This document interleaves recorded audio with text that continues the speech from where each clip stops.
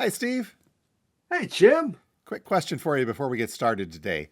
Who draws the crowd and who plays so loud? Who's going to steal the show? I don't know, Jim. Baby, it's the guitar man. Oh, right.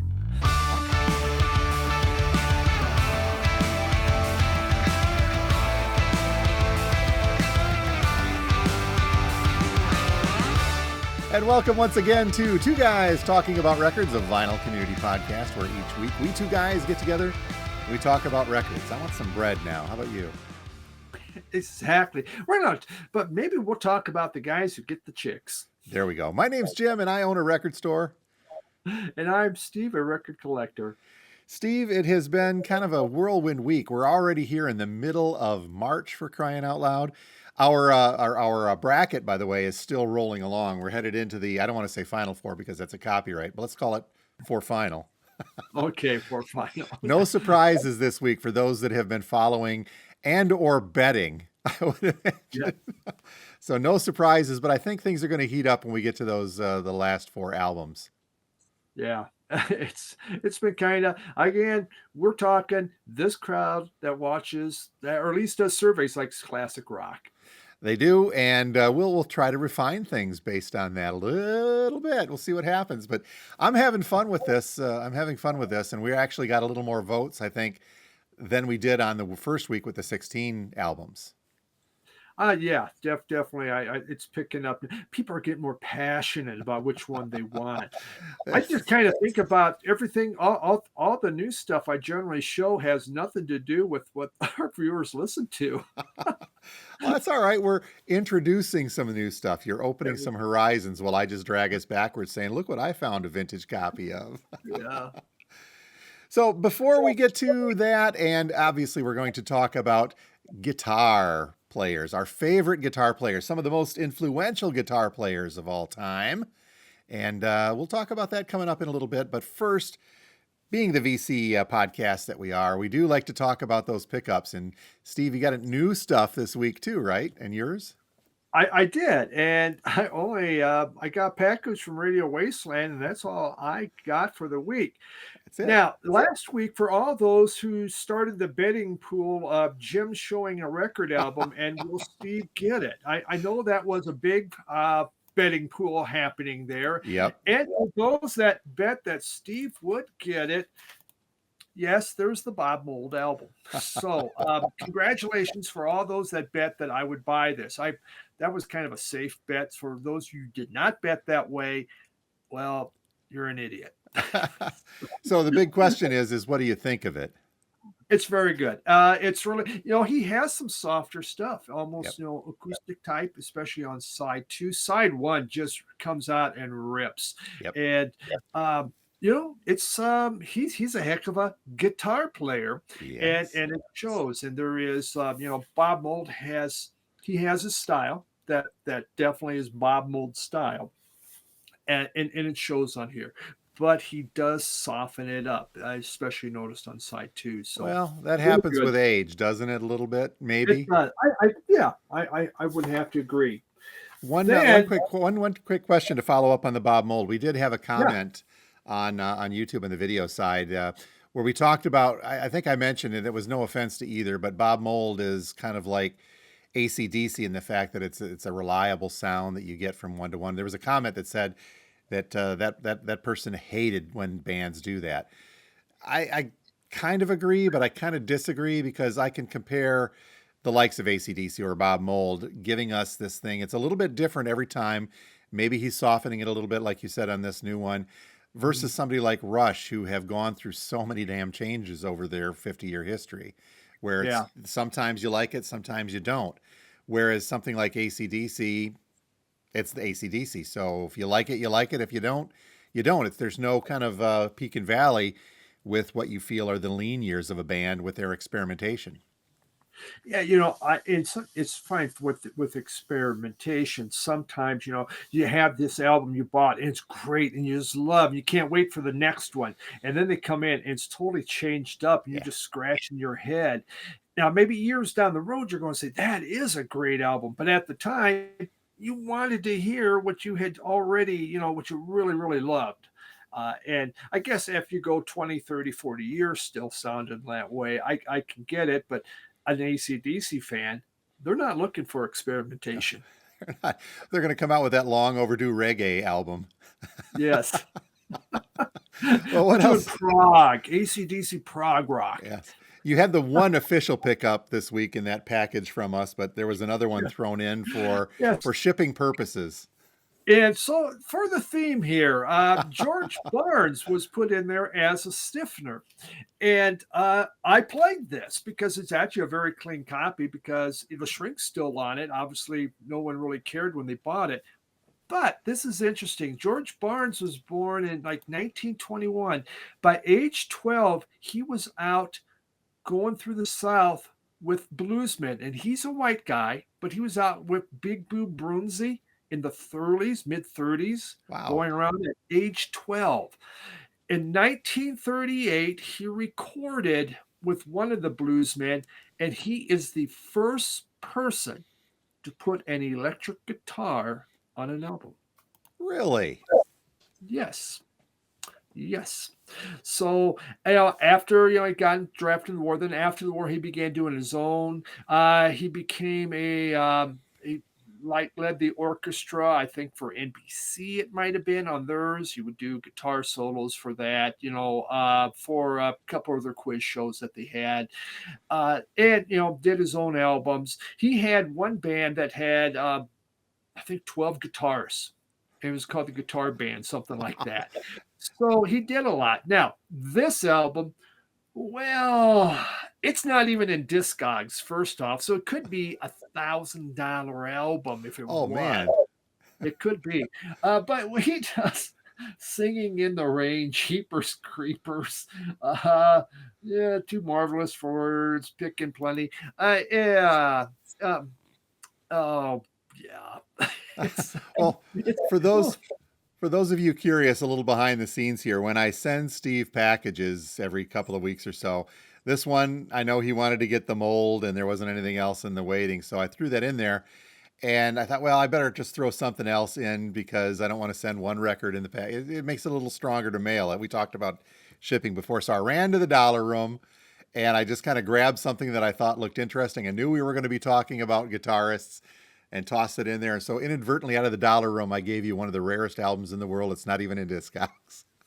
Yes, it's so rare. And it's probably going to be my top pick of guitarists now. I don't Oh know. man, it's just those covers have got to be phenomenal That's right. and not cheesy You at never have all. too many singing in the rain, No. Well, I'm glad you enjoyed that. That's it, Jim. That's it. Hi, everyone watching. That's it. Wow. Okay, so one legit and one additional from Steve this week. We're going to mark that one on the Ripley's calendar and go with it there. It's like, Record store days coming. it is. And you don't have to tell me that.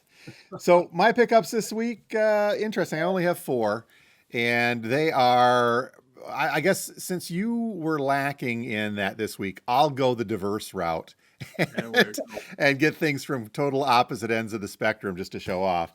I have been eyeing this one for a while. I've had this come through the store several times, and this is a prog, but this is the symphonic prog album from the Nice, and it is the Nice Autumn to Spring, and I have been getting into Emerson's earlier stuff a little bit here and there. I mean, Emerson, Lake, and Palmer, obviously I got a couple from there, and it's that very symphonic sounding, the prog rock or symphonic rock, however you want to call it that. But when we get into the earlier stuff from Emerson, the Nice is one of those bands that's out there. I think Five Bridges is another one that I've got that I really enjoy. But there's a tune on this one that absolutely just blew my mind. I loved it. It's on side 2. It's the lead cut. It's called Diamond Hard Blue Apples of the Moon. And I did find this one on Spotify, so it'll make the playlist. It is such a fantastic song. I can't even really describe it. It's got elements of I don't want to call it garage rock, but it's got some harmonies in there. It's got some symphonic. It's got some prog. It's got some psych. It's all over the place. But this is also one of the first appearances, I think. This album, by the way, I have to go back and look at my notes here.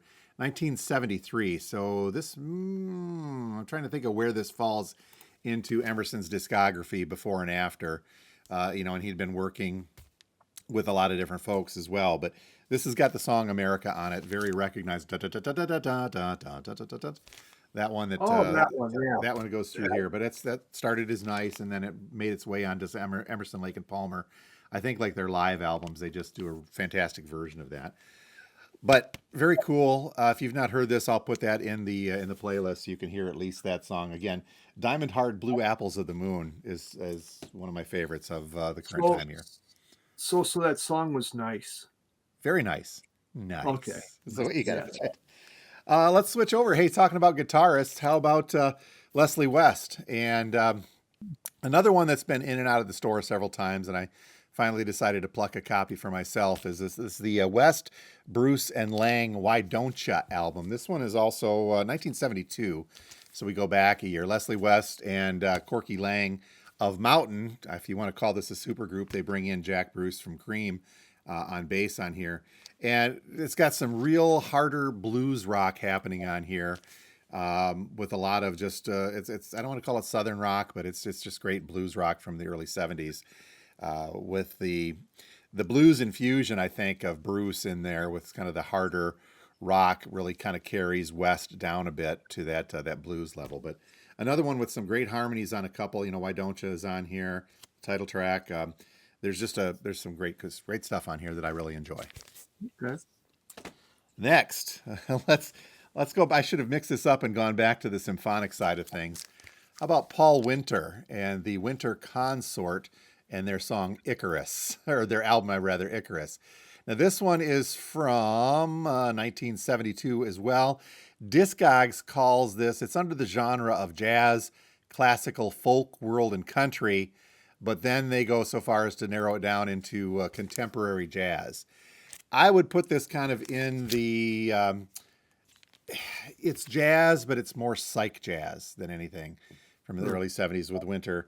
And it's some very interesting stuff. The weakest part of this is where they try to incorporate vocals into some of the songs for whatever reason, but the instrumental side of things just kind of carry this because it's a little classical. It's got a very, very classical music elemental theme running through it, but with that a little bit of jazz as well. But the psych rock, you can tell that this is the early 70s kicking in through here. I don't know if you've ever heard of this one before either. Never seen it. Pretty sure if I did, I'd flip right on by it. I'm thinking, oh, that was soft rock or something. And then finally, if I can go from symphonic jazz in Prague and heavy guitar blues, let's dive into the 70s with the Rumour. This is the group that's best known as the backing band for one of the backing bands for Graham Parker. He did the Rumour and the Shout, as well as his solo work. But this is the band, the Rumour, that had worked with Parsons a lot. And the album is called Frogs, Sprouts, Clogs, and Krauts. It's very fun stuff. It is new wave punk from 1978. I don't know if I'd call it punk because it's that late 70s, not very harsh edge. It's got a very kind of Elvis Costello-ish sound to it. And there's a reason for that, because as one of the members of the Rumour will tell you, is Brinsley Schwartz, who was the original one to do What's So Funny About Peace, Love, and Understanding, which was picked up and made very, very popular by Elvis Costello a little bit down the line. So this one, it's that early pop new wave sound from the 80s, even though this is late 70s. I think they were kind of the forerunner of that. And you can tell that you hear a lot of what Graham Parker would do in the music of this album as well. So they're obviously very influential in his work into the 80s. Sure. So fun stuff. I did find some of this on Spotify as well to put in our playlist, but it's not this album cover, so it's going to look a little bit different. But I did find a couple of those songs in there. So those are mine. They're all over the map. And as always, we will put together that Spotify playlist so you folks can also listen in. And Steve, in this case, because I think I stumped you this week with a few. Yeah, you did. You get a chance to listen in on some of the music that we talk about here. and get a chance to skim through it. And like I think you've said before, Steve, those playlists are kind of fun, especially if you're driving somewhere. Yeah, it is. I set up in my office and pop it on, and I just have music as I go. It's really nice. Yeah, they're excellent. Cool. Well, thank you. Then just look for that description. The link to the playlist is in the description of both the YouTube side of our episodes and on the Spotify end of our episodes. So if you're listening on something like an Apple, you may have to click a couple of links to find that. But I think that the descriptions carry over no matter what platform we're hitting on. So, okay, you ready to move on to week 3 of our fantastic essential album tournament? It feels like we started this forever ago, but man, it's kind of moving. That first week we started, Steve and I started with the idea that we're going to take 16 albums that we feel are essential for any collector's collection, something that you should probably have in that collection if you want to collect great albums. Again, this is just all our opinions and not always correct, as you would think, right, Steve?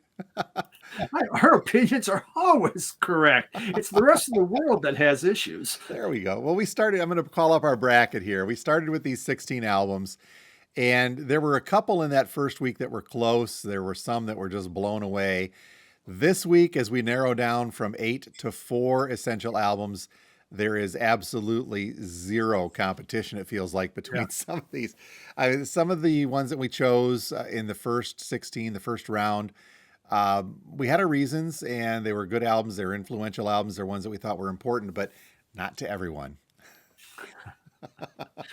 So we had this down to, let's see, The Who versus the Violent Femmes, Led Zeppelin 4 versus Boston, Animals from Floyd against Brubeck, and the Velvet Underground self-titled against Pink Floyd's Wish You Were Here. So, Steve, are you ready for this week's results? Yep, let's do it. Here we go. We actually did get more responses than we did the week before, so this is good. It's kind of kicking ourselves in here.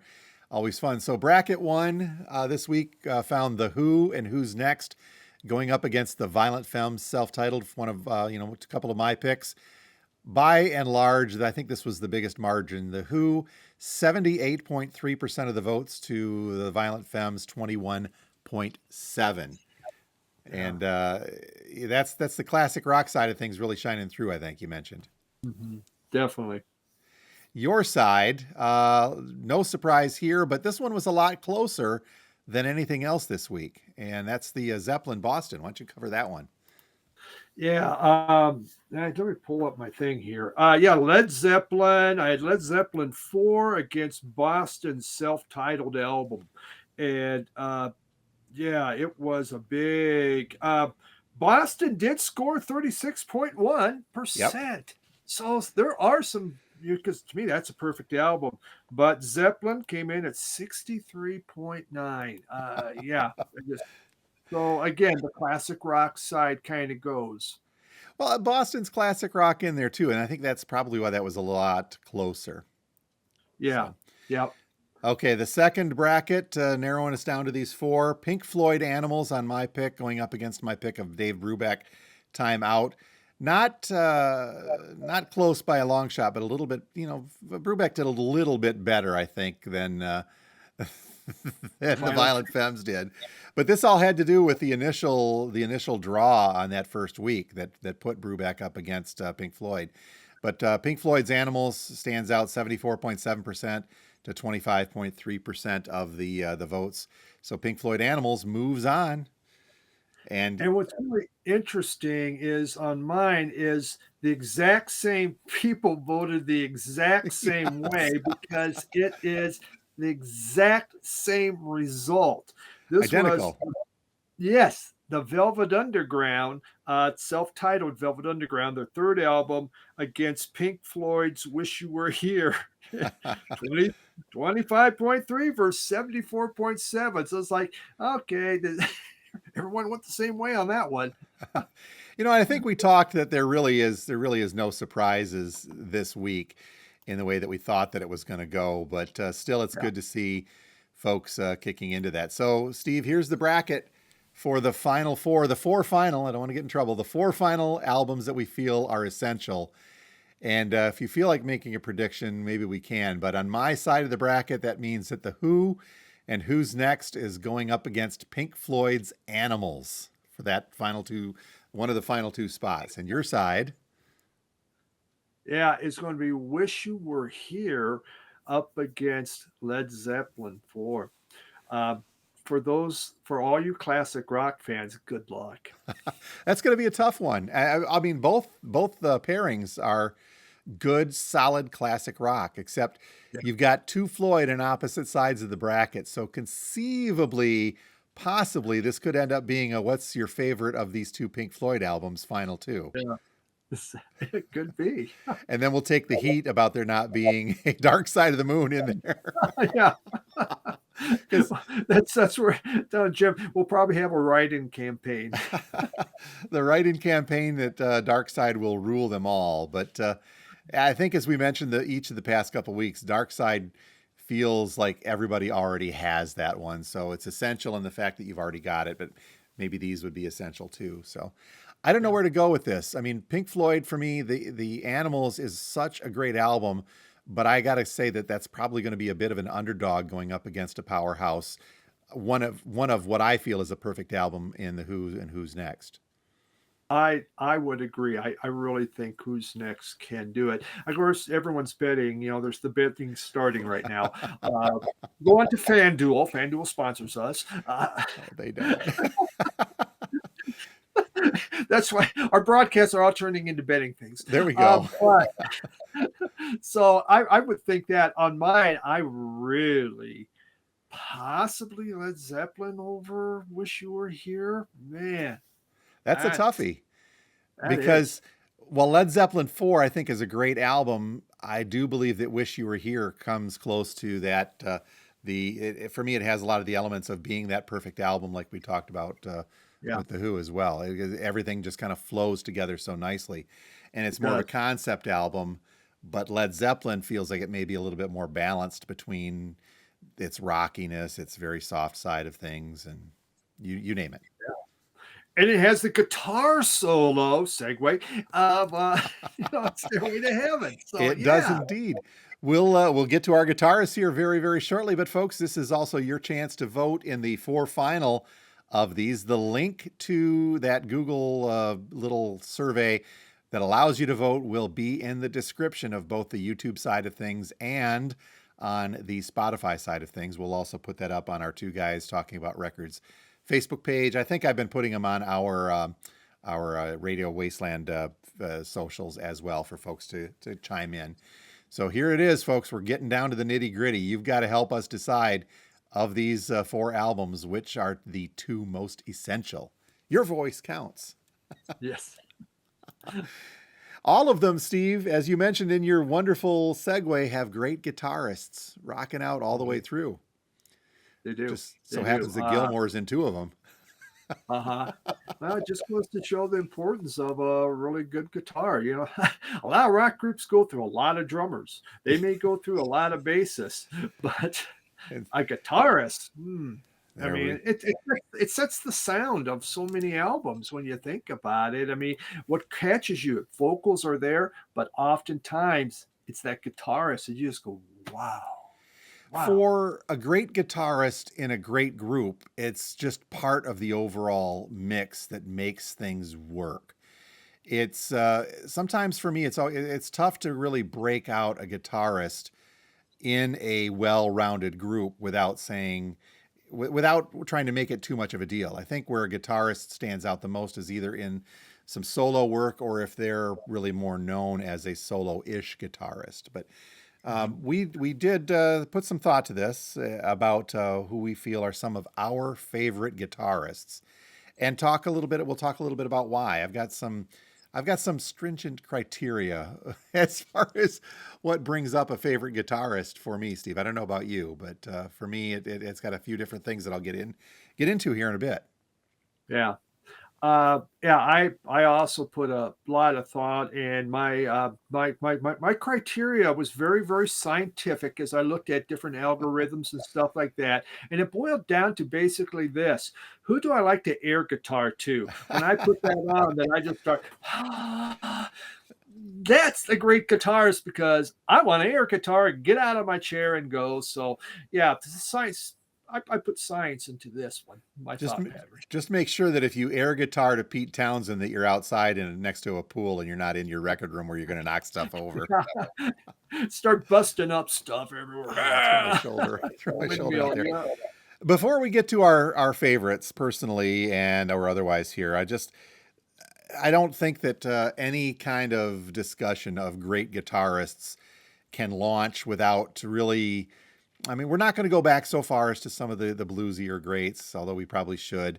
Some of the great guitarists of the '60s as well. But I think any foundational discussion of this has to start with the big three, and the likes of being Eric Clapton, Jeff Beck, and Jimmy Page, kind of all coalescing around one influential group in the Yardbirds. Not all at the same time, of course, although I believe that there was, if I remember right, there was a little overlap between Beck and Page in the Yardbirds for some point. But Right. for all three of these very influential guitarists to come through one group shows that the power that a single guitarist can have. So much so that each of those three guitarists outlasted, obviously, what was the Yardbirds into their own right. With Clapton doing tons of solo work. One of my favorites, of course, being the Derek and the Dominoes album, the album in Layla through there. Jeff Beck was his solo work, and of course Jimmy Page off to Led Zeppelin.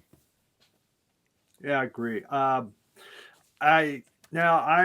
for me, Clapton, okay, Beck, okay, but when I think, especially with the '60s, you're going to talk people that really laid the framework. It was Jimi Hendrix, and I was late coming into Jimi Hendrix. This was something of my childhood because again, AM radio did not play Jimi Hendrix, and I had heard about him, but he was one of them damn hippies. And when you grow up in small town Nebraska, that strikes fear into you. But this, when I got to college and had, listened to FM radio, and then you began hearing the wild guitar, that's the stuff that he was just doing and was just so mind blowing when you look at the '60s. I just, and how many people have emulated him through the years. And that becomes just such a big part of it that what he did is change guitar playing to me. I will agree with that, and I'm going to come back to Hendrix a little bit further down on my list when we start talking about another very influential blues guitarist who would not have done what he had done if it weren't for Hendrix. So I'll acknowledge that. But yeah, very, very quickly, let me just kick back in. Clapton's stuff for me, it's all over. I mean, his solo work is really good. I just pulled Derek and the Dominoes just to kind of illustrate because I think that's one of the great guitar solos is in the song Layla. And Jeff Beck as a guitarist kind of went all over the map as far as, this is his first solo after the Yardbirds in Truth with Rod Stewart. It's got some blues. It's got some very rough, raspy guitar sounds to it. But then he morphed into almost a new age jazz guitarist for a time, really showing off his chops. Where Page is pretty much just Jimmy Page. He is as powerful of a guitar player as you could ever really want to see. I almost said metaphysical graffiti from the physical graffiti. I think is one of the albums I feel that really showcases his guitar. They all do, all the Zeppelin ones, but Exactly. that really kind of showcases that. Yeah, those first couple albums to me, those are not my favorite Zeppelin albums. His guitar playing was, again, just like, what is he doing? How is he making these sounds? The experimentation that he was putting in was just incredible and had a lot of people scratching their heads and say, how does this guy do it? Yep. And so, his importance, yeah, definitely. He's one of my, favorite guitarists. I have heard lots of great things about that new Led Zeppelin documentary that had been out. That came out a couple of weeks back, especially on the IMAX screen. Some Zeppelin fans, the friends of mine that are really big fans, have just spoken raves about it. And they said it's amazing to see the process of the band coming together. And I think I've not seen it yet. I'll wait till it hits a streamer. I know I should see IMAX, but I'll wait till it hits a streamer to watch it. But you talked about Page's experimentation. How does he get these sounds? Do a quick search and go back and look for the song Remains the Same, their concert film. and you can see some of that in action with the way that he Mhm. was really just kind of diving into things. So for me, Steve, the discussion of what makes a guitarist great, this is a good time for me to talk about a couple of the things that I look for. Personally speaking, yeah, I was a musician, never played guitar or anything else. I was a percussionist. I played drums. I percussionist. I actually played things like mallet and piano and like way back in high school. So I've got a little bit of a musical background, but I've always been around people who are musical as well. I've known lots of folks in bands through the store here as well. My older job, we worked with bands as well when I was teaching, and I think that the combination of a technical expertise, the grasp upon the precision that it takes to play guitar and play guitar well, is one thing that makes a guitarist stand out. And I'll talk about that in a second or two. But it has to be balanced with a little bit of soul, something that brings feeling out in their playing. Because you can be the most technical uh, instrumentalist in the world, but if it has no feeling coming through what your Yeah. fingers are doing to the instrument, then for me it falls flat. So it's got to be this even mix of I've got this technical expert, I've got the chops. They call it shredding in the heavier metal world, or picking if you're Mhm. looking back further. But what you're doing with it, I think, makes it as important. Are you speaking through that instrument in a way Mhm. that really connects with the listeners? Does it make you want to get up and air guitar? Yes, you said that already. One of those folks I think that matches that just absolutely well is David Gilmour. And I'll call up the wall here, but I'm going to really highlight a couple of his solo albums. Um, you take a song like Comfortably Numb, this has got to be one of the greatest guitar solos laid on a studio track ever. Um, Agree. and it's you just think about the peaks and the valleys, the emotions that he carries that guitar and you along with it through the balance of that song. I think is Mhm. something that just it makes you feel good and excited, happy, sad, all at the same time. I'm not a big fan of The Wall, but I have it because of Comfortably Numb. Yeah. That guitar solo is just so incredibly good. I look at Echoes when it comes to him and the experimentation he was doing. We just think the song Echoes, what's happening in there, and his guitar playing again, it's something different. It's something wild, very psychedelic. Yep. But there's patterns forming, and it can actually take you into something else because it's just the way he puts it all together. Just really crazy. It's like the artwork here, man. It's trippy. It's so interesting.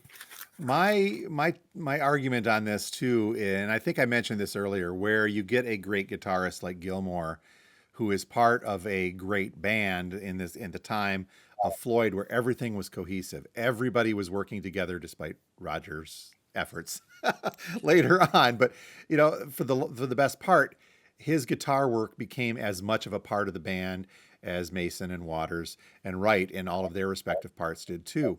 So it's really kind of difficult to say, okay, yeah, you're a great guitarist, but I'm going to shuffle that back because this is such a great band. This is such a great album. And then when you get to some of Gilmour's solo work, that I think is when he's not really kind of encumbered by the narrative that Roger Waters was always trying to create. He can write his own music. You get something with his solo work where this is his very first one from 1978, the self-titled David Gilmour, and no, there's no way out of here. Also, a great guitar solo through that as well, but just not as well known. All the way through his latest with Luck and Strange. I know we've talked about this. It's got its ups and downs, but it still gave it David Gilmour's guitar work through there. I think that when a guitarist like Gilmour is able to, and this doesn't happen very often, but when he's able to break free of the bonds of a great band, whether it be by choice or just fate that the band goes and runs its course, and he begins his solo work, that's when I think you can really start paying attention to say, okay, this guy's a great guitarist. Maybe not the best Right. lyricist, but on the pedestal of just guitar playing, he's a standout. The other thing I kind of look at with some of these guitarists is just when, if it's in a group, they play. I mean, you could be blindfolded and you go, I know who that is. I Yep. think The Edge from U2. you could identify his sound wherever it's at. He has distinctive guitar playing that just it grabs you. Peter Buck from REM, you can't miss it. It just that is him. That is his style, and it's if you like those bands, you find that extremely exciting, and that's what you like to hear. If you don't like those bands, then you go, oh, unless maybe you just don't like Bono. The idea though that I think I see what you mean there. This goes back to the argument of maybe getting lost in a band and not being recognized straight out from that. As I see what you're saying. Yeah. So who do you have? Who do you have next? As your you talked about Hendrix already being the top on there, and I'll agree with you on that. I believe you have this one. I do. Eddie Van Halen. It changed rock, late 70s, changed the sound of guitars, changed, we're suddenly going to go into metal, thrash, whatever. He like Hendrix, Yep. he took the guitar, it changed the sound of it again and showed this is what you can do with it, showed how fast you can go. Yep. And so hello, speed metal. I can go faster than that one, man. But yeah, it's you have to say again a distinctive guitar sound. I don't know. Did he ever even do solo work on his own? I don't think so, but he appears I mean, from everything. I mean, even into Michael Jackson's. Yeah, with Michael Jackson and Beat It. But Eddie Van Halen's guitar style, I think, was welcomed because it was a little different. You take some of those earlier mid to late 60s where it's bluesy and very soulful or powerful like Page. And then all of a sudden you get Eddie Van Halen hopping onto the scene who is so technically precise. I mean, he really kind of perfected that 2-finger method of just getting that guitar to scream at you while he was doing that. But he was so playful about it. Don't get me wrong. I mean, there was emotion in there, but it wasn't that deep, soulful, I'm making this guitar sing with me, as far as was, hey, dude, let's play. And he just goes crazy on it. And it's a very light and playful and fun aspect to his guitar playing. Yeah. Yeah. And yep, the 80s changed. Yep, they did. I'm going to back up a little bit, though, and hit one of my favorites. And this is a toughie for me because after talking so much about how if a guitarist can break out of a band and do some solo work, that really is their time to shine. This is not the case for the next one. I'm talking about, we're going to call up Rush again. And Alex Lifeson. This is his solo album, Victor, just reissued last year. But originally this thing came out in 1996. And it was during Rush's kind of heavier rock as they were going back into the heavy rock phase. And Lifeson did some solo work. He is a great guitarist. But I think that he stands out very, very solidly as a member of Rush. And I don't want to rehash some of the Rush stuff we've talked about before, the reasons why I think that is. But Lifeson, I think, has got that technical expertise. And one of the songs I'll put in the playlist to illustrate that is off of Hemispheres, and it's La Villa Strangiato. But it's also got that playful notion, I think, of Eddie Van Halen that he would carry forward as well. And La Villa, the Hemispheres was 78, so it was right around that same time frame.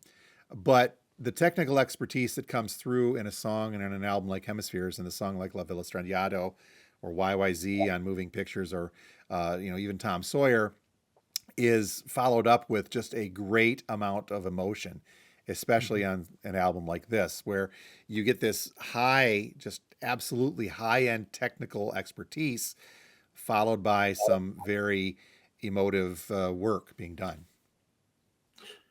And for those doing online betting as whether Jim would show anything to deal with Rush, you can now go in and check and see, for those that said, yes, you won. So congratulations. You're right in there. And we got Gilmour in. So, okay. Well, Gilmour, Floyd, Rush, we're all there, man. All right. My next one's Stevie Ray Vaughan.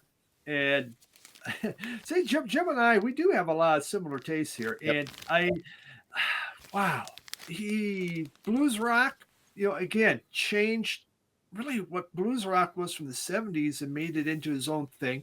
Faster, harder hitting. I mean, To me, this is my favorite Stevie Ray Vaughan album by far, Yep. because the very last song, and I've talked about before, is Riviera Paradise, where he went jazz. And he did this soulful, beautiful type of a jazz that I can't get enough of that song. I mean, I play that thing over and over, and I always wonder, is this where he's going to go next? Because obviously he died Yeah. right after this. And I thought I would have loved to have heard him doing this kind of a jazzy type album. But he has that kind of guitar playing, and I could stand up, I could air guitar to this sucker. I guess it's just so good. He had a great backing band, Yep. but his guitar shined out. His vocals, they're okay. His guitar playing is incredible. I will absolutely and totally agree with that. And this goes back to where I'd mentioned earlier. This was kind of the carrying forward of the work of Jimi Hendrix. Without Hendrix, I don't think we would have had what Stevie Ray Vaughan was able to do in his short time with the blues. But I will also agree with you that he took blues. You're talking a genre that had been around since really the early 1900s, from the very sparse, very acoustic to the early electric work, but still very kind of a grindy, crunchy guitar sound with a lot of the blues coming through the 50s and 60s.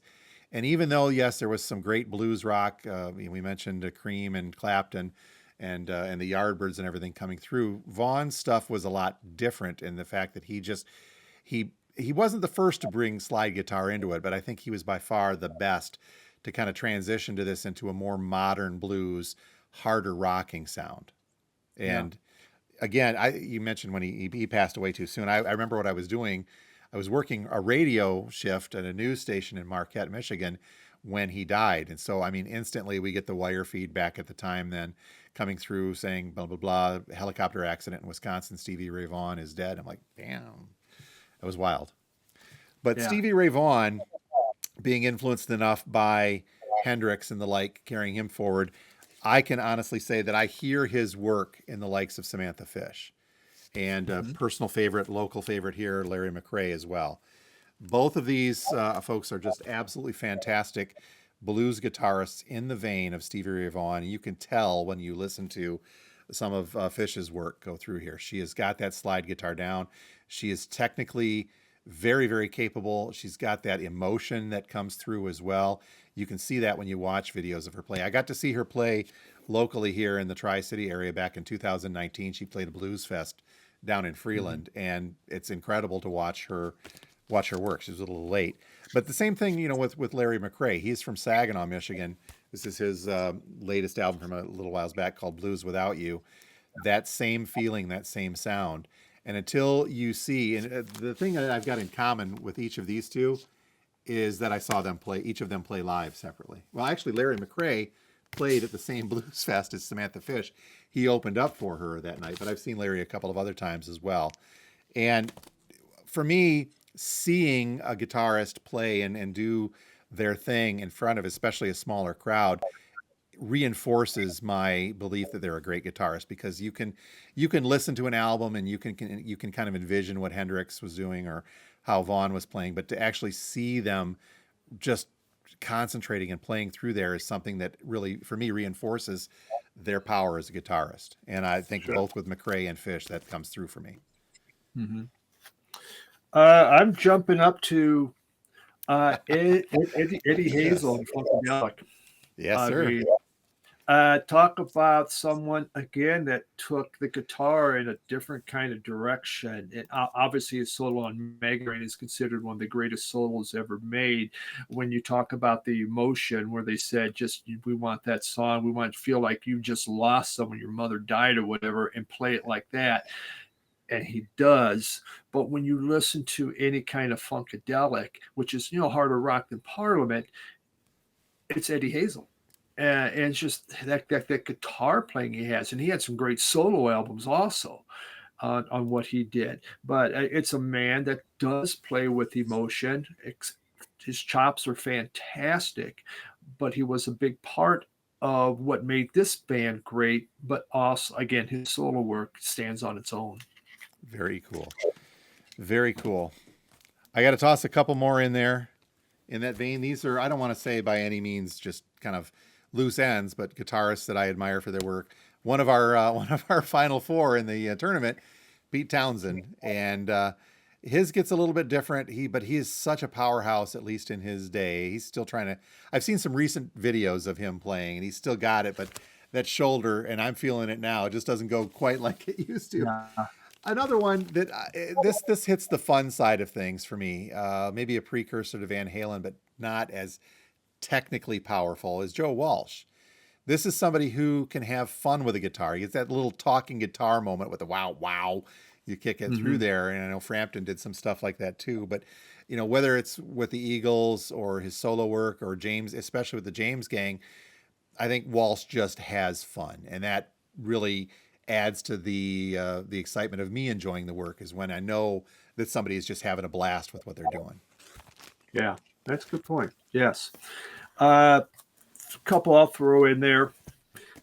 Madhu Makhtar, and just one of the greatest desert blues people ever. His guitar, it sings, and it's trance like, and that's what he can do between the rhythm section and his guitar. It's just incredible. When people have seen him in concert, he just he's one that just totally gets into what he's doing with that guitar, just focuses on this thing and just starts making these beautiful runs and stuff. It isn't like these screaming guitar solos, but it's this rhythm that he puts into it and the trance that he does. Super incredible guitarist. And when you think desert blues, which is fairly popular, he is one of the greatest out there and does a good job. And the other one I'll pop up there is Jack White. And his solo stuff, he kind of goes all over the place again. This is a guy that doesn't like to be really pigeonholed necessarily, but with the White Stripes, his stuff is classics. It's out there. It's part of what I guess you call classic rock now. But even this solo album last year was just a hard hitting, guitar driven type thing. And he just knows how to really do stuff with that guitar. Very proficient. I'm going to switch things up a little bit here. And I know we're talking primarily about rock guitarists and blues and the influences that they've had through there. But I'm going to back up a little bit further. And I'm not a country fan, but I do respect. You take somebody like Roy Clark or even Buck Owens, for crying out loud, any number of older country guitarists, but Roy Clark especially. I'd encourage you folks, and Steve, if you ever have a chance, you're just doing some doom scrolling on YouTube, is to look up some of the earlier Roy Clark stuff, just to see what he was capable of doing. There's one clip where he was on The Odd Couple. I mean, the TV show The Odd Couple, and they just kind of sit back and watch him play through something. It's a fantastic thing to go. But this carries me forward into the likes of Leo Kottke. And I know I've talked about Kottke before, where it's bluegrass, but it's classical guitar in some aspects. This gentleman, a virtuoso with the 6 and especially the 12-string guitar, being able to kind of make them sing. And as I mentioned, it's not quite country, it's not quite bluegrass, although don't get me wrong, it is very bluegrass centric. But the term virtuoso, I think, is an understatement for what Kottke had been able to do through numerous of his albums. This, of course, being the 6 and 12-string guitar album from, I'm trying to remember originally.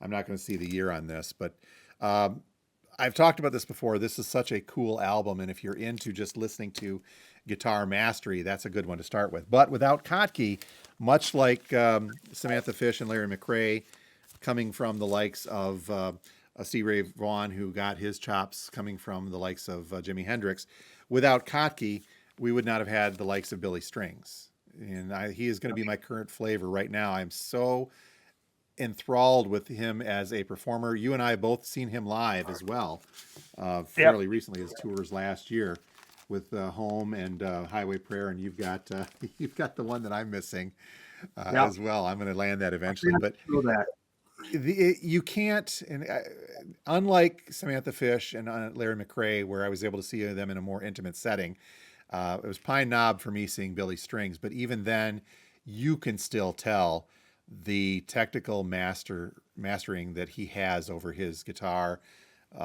mostly acoustic, but he makes these acoustic guitar sounds it doesn't sound like an acoustic guitar, Yeah. the way that he shreds it apart. And he is so technical, he is so emotive at the same time, that I think that this is kind of transcending my, this is dragging me toward bluegrass, modern bluegrass, as Mhm. we've talked about many times before. But he is such a phenomenal performer and such a fantastic guitarist that just is amazing to me. Yeah. See, I throw Flats and Scruggs in there when you Oh yeah, listen to yeah, Flats and Scruggs. exactly. Yes. I mean, they blow your mind. It's like, wow, man, that's quick. The thing is too, it's tough because there are so many talented guitarists out there, either Yeah. soloists or bands, and across a wide range of genres. We didn't get into the likes of the deeper jazz stuff, a Lee Ritenour or something Mhm. like that. We didn't get into well, even smooth jazz guitarists. We didn't get into kind of the fuzz guitar feedback sounds that you really tend to like with the likes of the Velvet Underground or even Sonic Youth. And who do we have here? Wada There from we go. Boris. Wada. And yeah, that's talking about fuzz, drone, noise. She's just Boris has been, they've done 20 albums, been around since 1992 out of Japan. She's just a little tiny person, and she plays a big guitar and a mean guitar. And it's a three-piece band that makes so much noise, but she's the part of it. She's just an incredible virtuoso on here, but also knows how to make a wall of sound come at you and kind of blow your mind. Very cool. I was wondering if you were going to get into that the fuzz guitar stuff too. Yeah, yeah. I just had two others real quick, and Yeah. that's it. Tom Verlaine from television, but Oh yeah. also, again, his solo work. He has such a distinctive guitar style that I absolutely love. So many bands copied his style and that kind of sound, and he's played on so many different albums. But his stuff on television, his guitar soloing is phenomenal. But like this is his first album, and it's really, really does an incredible job. And the other one I just wanted to bring up is Poison Ivy from the There you Cramp. go. Man, that gal again. She just has this giant guitar that looks like this. She's about the same size as her, but what she can do with it, you know, a rockabilly that knows her stuff, and she did this for years and years. It just fantastic. Yeah, I mean, Cramps. Everyone thinks Lex Interior, but it's the woman behind him, his wife, Poison Ivy, that really delivers the goods. So, Very yeah. cool. I just remembered I forgot one also, and when I said we didn't get into smooth jazz, this is another person I know personally and local ish of sorts, and that is Bobby Balderrama from Question Mark and the Mysterians. This I think Okay. is an interesting case because, as I mentioned earlier, sometimes the guitarist has got to break out solo before you really get to appreciate what it is they can do. And I think that's the case here with Bobby. Did you get to meet him when he was at the record show we did several years ago? No, no. Great guy, absolutely fantastic. Bobby way over here in this. Show Bobby up close here, so you guys can see him. He's all the way over here. Um, Question Mark and the Mysterians, great band, but the guitarist in their biggest hit and some of their other more popular ones, I felt was just kind of buried. It was kind of shuffled off to the back. More for Sure. the vocals, more for the keyboards and the like. But Bobby has morphed into a very successful smooth jazz musician. He's topping some charts. And I actually got to see him play, well, a couple times, but we saw him play opening for Larry McCray solo in Bay City a couple of years ago. And he didn't stick to smooth jazz at first, but he got into it with some other stuff. He played a Santana jam. Fantastic guitarist. And then he had come out on stage after Larry had played a few songs. Larry McCray invited Bobby out, and they jammed together for two or three Yeah. songs. And it was an amazing thing to see. So that goes back to me saying, okay, maybe they've got to break out of their more traditional, this is what I'm known for, to really begin to shine. And he's one of those cases. So Good. guitarists, Steve, I think will take heat regardless, but there are so many talented guitarists out there that there's no way that we can cover, everybody that's on there. You get Frusciante from the Chili Peppers or Joe Satriani. I know that those are very loyal fans for lots of Carlos those folks. Santana. Santana, we just mentioned Santana as well. Very great stuff. And again, it's hard to narrow them down. And I think what we did today is just kind of pick some of our favorites. But as Mhm. always, we would like to hear from you folks. Feel free to chime in. Tell us who we missed. Tell us who your favorites are. Tell us why. And for me, again, Steve, I'll reiterate, it's really this fantastic combination of technical expertise, a mastery of what they're doing, mixed with their emotions, mixed with their soul, what they can do with that expertise to make it come through that instrument. Yep. And for me, it's just It's more simple to please there, right? yeah, I'm very simple to please. It's got Yeah, got a good jam. I can dance to it too. But you've been seeing a few more concerts of late too. But would you agree with me that seeing them personally yeah, adds to the experience? it does. It does. It makes it fun, and you get into it, and you feel when they're on stage. That's where you feel their passion. That's where Yep. if they're into it that night, you feel it when they get into something. You can see. Okay, so yeah, we'll leave it to you folks. Please let us know in the comments on both Spotify episodes and or the YouTube of who some of your favorites are, who we missed, and why they're important, and we should be ashamed for missing them. That's right. In the meantime, Steve, let me take one more chance to remind folks to head over to said descriptions and look for the link to vote in the 4 final albums of our Most Essential Albums tournament all the way through March here. Very easy to do. Takes maybe 30 seconds to find the link, click it, and vote for your. It's a lot easier now with 4 bands or 4 Yeah. albums, isn't it? Yep. That part's easier. Now deciding which one of them, that's a little harder. Just a quick reminder, The Who and Who's Next are going up against Pink Floyd Animals, and Led Zeppelin 4 is going up against Pink Floyd and Wish You Were Here. I don't know, Steve. I mean, last week was easy to predict. This week, not so much. No. It'll be interesting.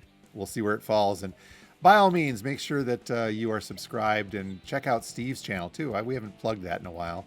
And our channel at Radio Wasteland. Look for each of those. At the very end of the videos, on YouTube at least, by the way, there's a little pop-up that shows up that links to each of our channels, so you guys can follow through and make sure you hit subscribe on those. That would always be appreciated.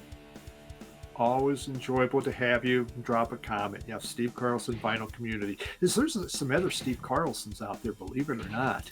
They got more subs than me. None of them can hold a candle to you, sir. All right. Yeah. Well, you folks have a great week. As always, much appreciated you dropping by and listening to us 2 old guys talk about records that we think we know a lot about. But until next time, my name's Jim, and I own a record store. And I'm Steve, a record collector. Thanks. Yep. We'll see you later, Jim. Bye, everyone.